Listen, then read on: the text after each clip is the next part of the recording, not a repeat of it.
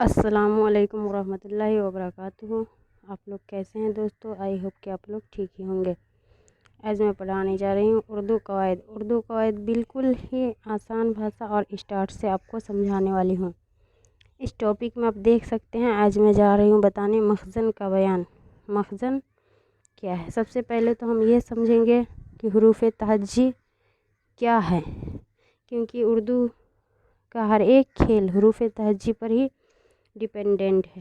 اسی لیے آج آپ لوگ سے ہم بتانے جا رہی ہوں۔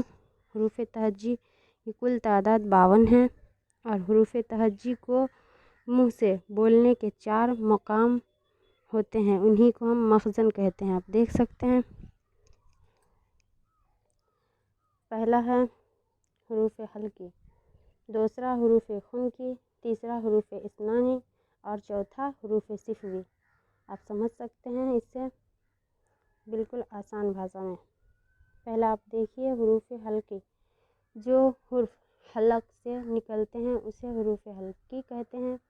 اسی لیے دیکھیے آپ، جیسے مثال کے طور پہ الف، ہاء، خاء، عین، غین، قاف، کاف، غاف وغیرہ وغیرہ ہو سکتے ہیں۔ دوسرا ٹاپک دیکھیے آپ، حروف خنکی، جو حرف تالو سے بولے جاتے ہیں انہیں حروف خنکی کہتے ہیں۔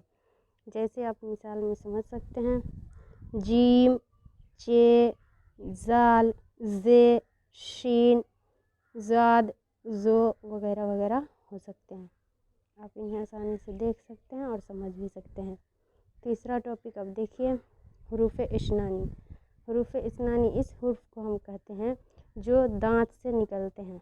جیسے آپ بول چال کے بھاشا میں آپ دیکھ بھی سکتے ہیں اور سمجھ بھی سکتے ہیں، قا، صا، دال، سین، صاد، تو وغیرہ وغیرہ ہو سکتے ہیں۔ آپ دیکھ سکتے ہیں اسے آسانی بھاشا میں۔ اگلا ٹاپک چوتھا دیکھیے، حروف صفوی۔ حروف صفوی وہ حرف ہوتے ہیں جو لب یعنی ہونٹ سے نکلتے ہیں، آپ لوگ بول کر بھی سمجھ سکتے ہیں۔ جیسے آپ دیکھیے، با، پا، فا، میم، واو وغیرہ وغیرہ ہو سکتے ہیں۔